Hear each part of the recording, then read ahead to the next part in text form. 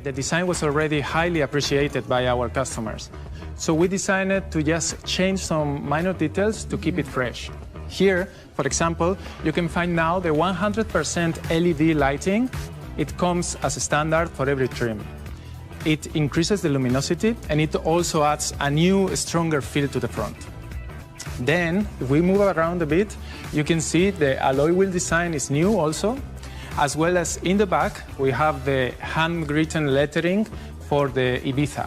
As you know, our world is becoming more and more digitalized, and the new SEAT Ibiza and Arona are ready to be part of this journey, with greater levels of connectivity and technology. Well, I guess the screens are fundamental here in terms of connectivity. They are huge. Indeed, the screens are now 20% bigger than its predecessor.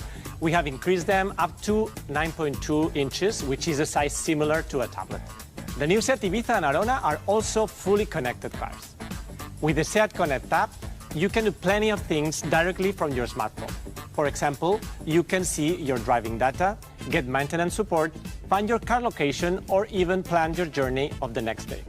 We have also incorporated new and more advanced driver assistance system. For example, the new Travel Assist that combines adaptive cruise control with lane assist, enabling semi-automatic driving no matter at what speed you're cruising. So the cars read the road and maintain a safe distance from others around them? Exactly, and the Side Assist, which is new for the Ibiza and improved for the Arona, notifies you when the vehicle is entering your blind spot. The car also reads traffic signs and let you know if you are going too fast. That's brilliant, Pedro. Is there anything else I should know? Actually, yes. If you are driving at night in the Ibiza or in the Arona, these cars will automatically lower your high beams when a car is coming in the other way. And exclusively, also in the Arona, the Park Assist will automatically park for you.